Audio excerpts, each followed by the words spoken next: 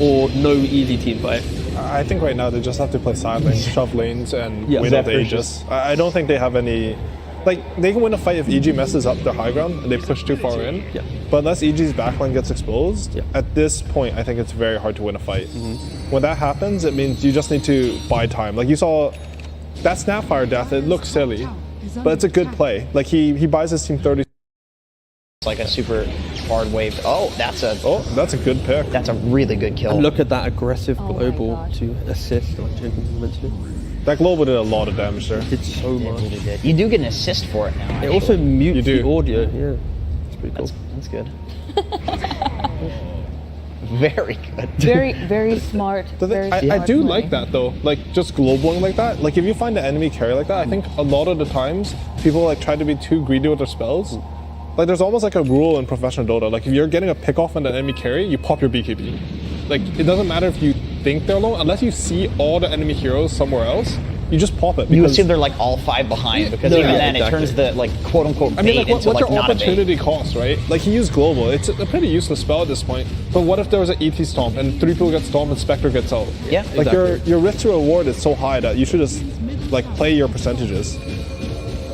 And now because EG gets that pick off, finally, then they can look to high ground, right? Because realistically, T1 will never take a fight with no Spectre, right? He has no buyback. Yeah, he's dead for, is it like 25 now? Yeah, 25. I wouldn't say T1 wouldn't do that. I specifically remember in ESL, they smoked without 23 at one point. They won the fight. I mean, they're so behind at this point, so they can't. But it is like funny that this team will find a way. This is the type of game. Or not, but they'll try. But this is the type of game where I wish, like, if we'd seen like the first 20 minutes to see kind of like the Puck versus Storm deal, where maybe was Storm getting more pickoff, for example, and like not really feeling under threat of like the Puck counterplays, right? And if was Puck not able to really get a game going? Because if Puck had that early point in the game, be able to play with someone, you can make some plays. But I guess realistically, T1 actually doesn't have the heroes to do that. It's actually kind of a hard draw for them to make any moves, right? Outside of the big fight. Yes. I think T1 traditionally, like when they were performing really well, they're really reliant on Nyx and Wyvern, like these two heroes specifically. Yeah, they were. And in Nyx tournaments, like these heroes got nerfed.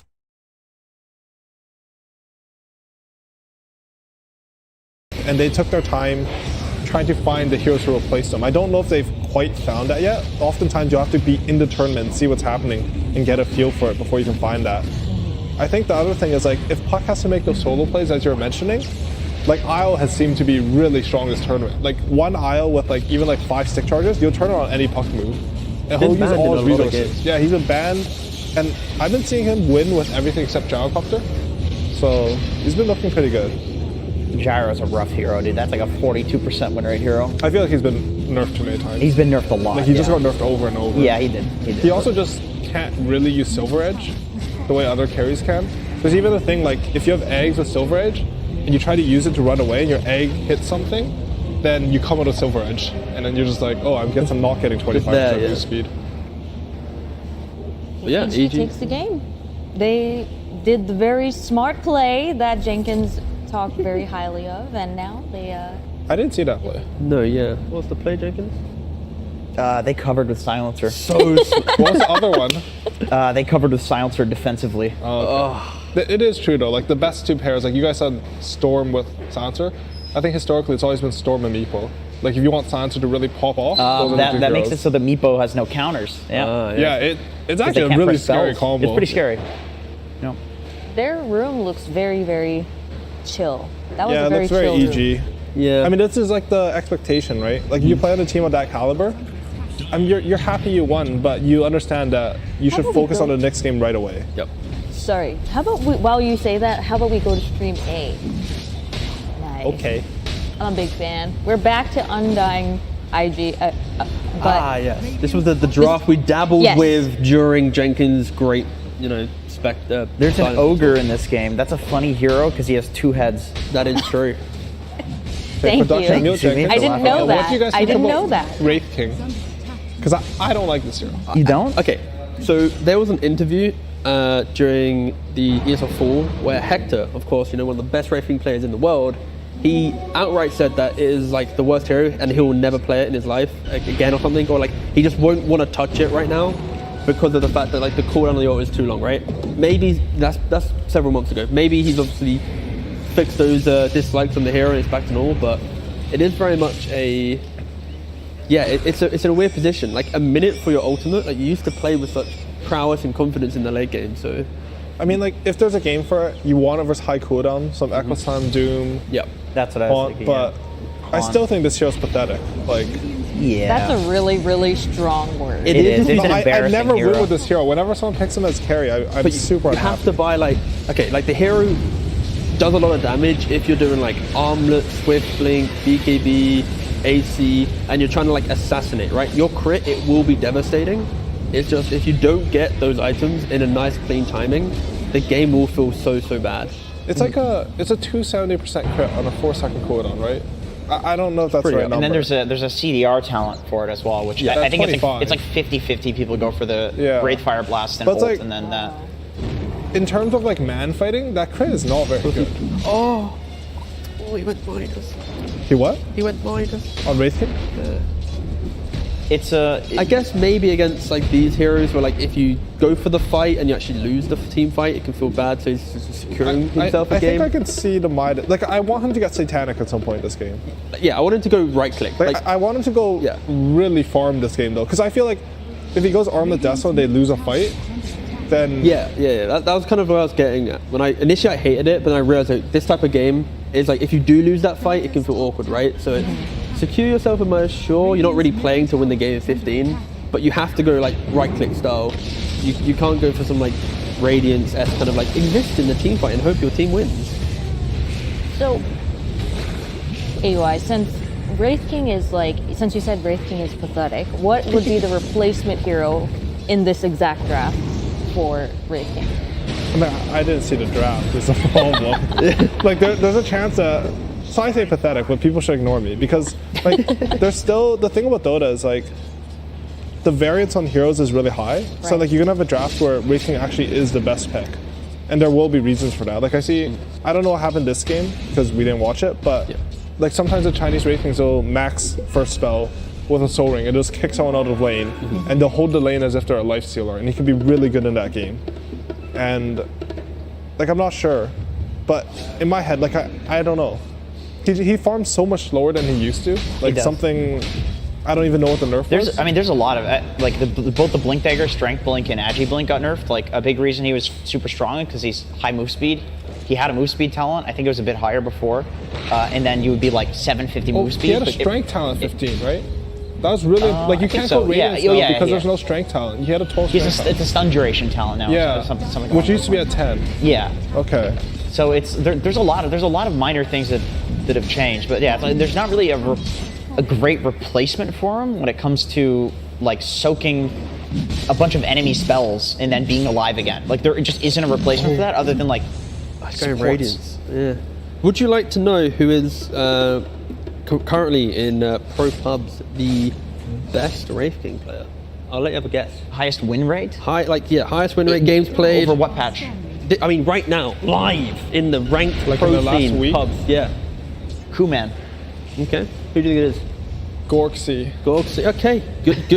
Good suggestions. It's not. It's actually Eternal Envy. He has played 16 games of Wraith King, sporting, I think, nearly like a 68% win rate. Second to that, Armate, 4 games. So yeah, this is a big difference. It's a big difference, but he is also doing Radiance quite a lot.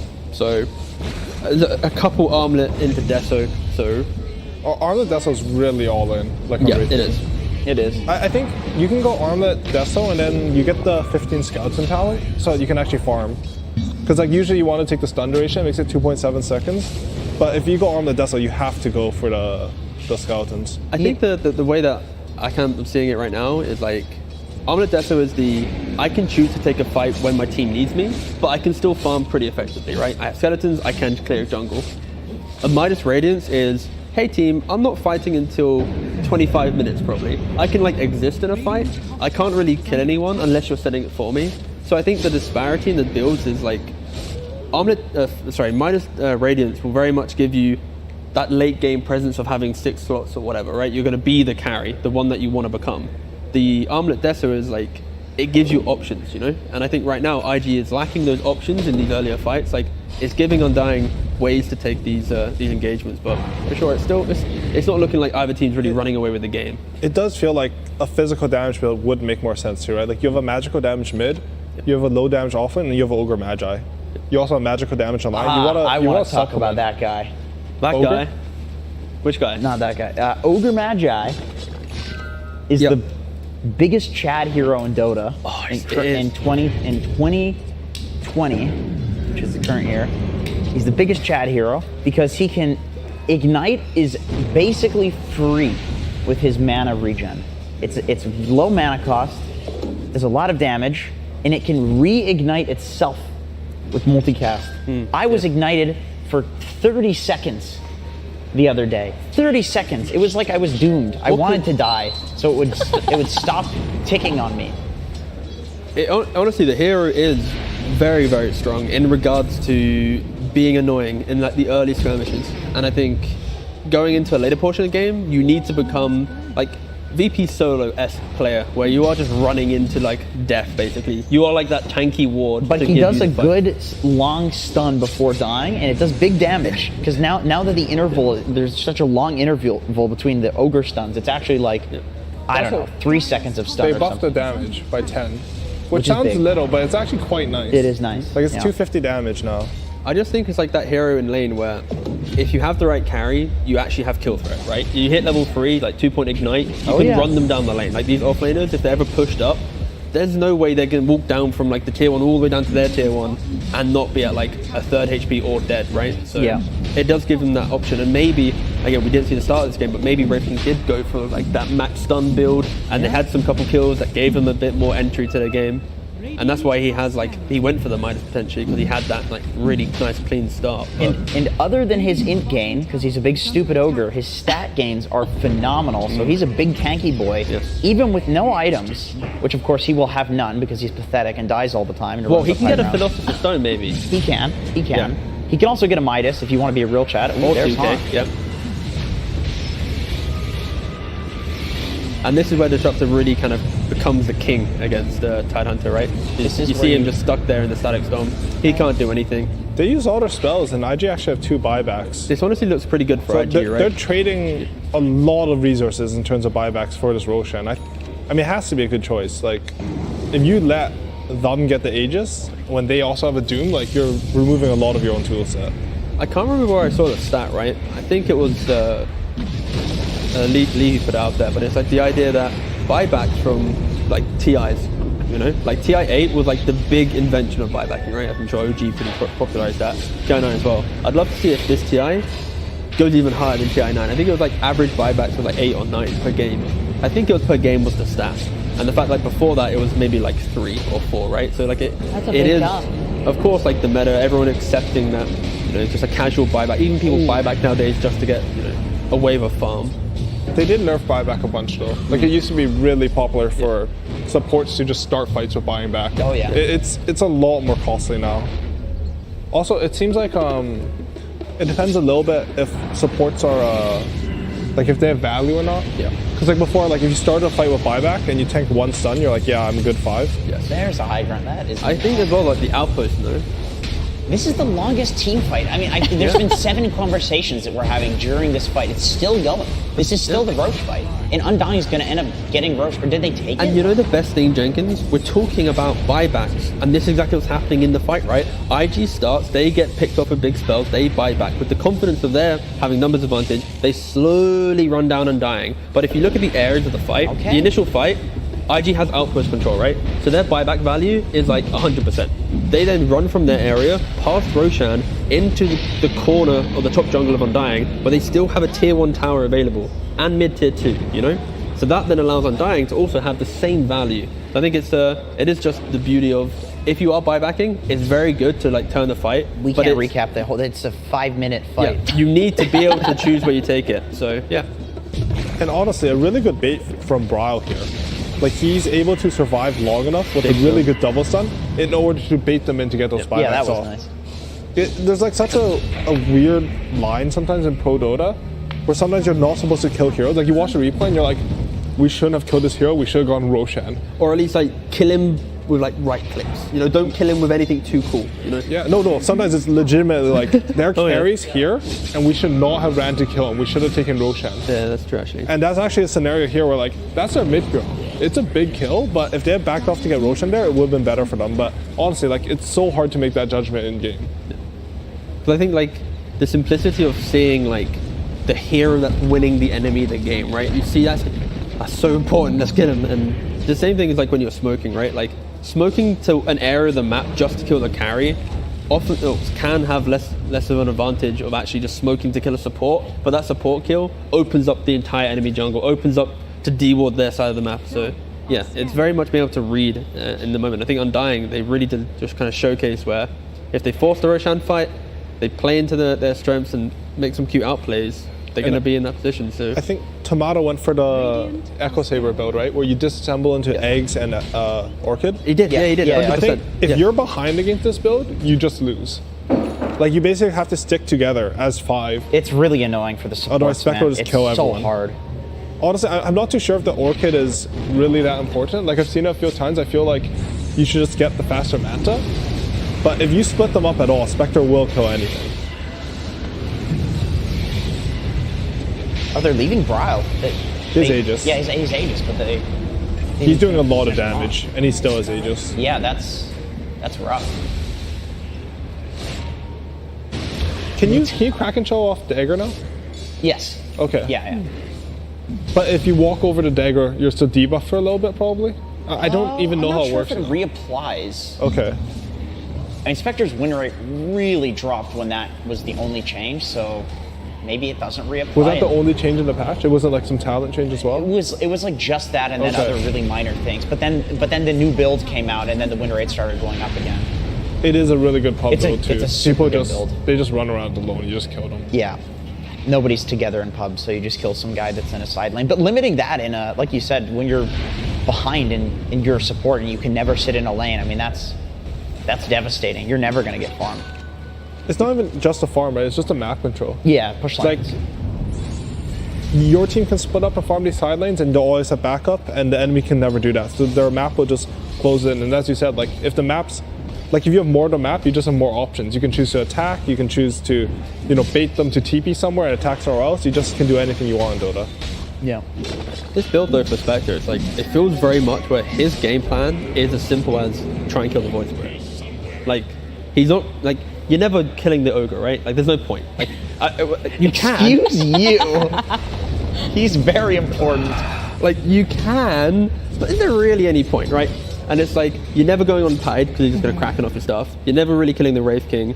So in his game plan, it's like you're killing off the Lion, Void or Spirit. Void, who's like wasted one of his defensive spells items. Sorry. So yeah, it's very much like Undying. They need that Doom to be in front. They need that kind of fight to unlock the game for Spectre to fight. Right. It's not as simple as press haunt. You're gonna kill anyone you want, right? Like he's gonna have to haunt, scout around the map. Like, oh, which one am I? Ah, this guy.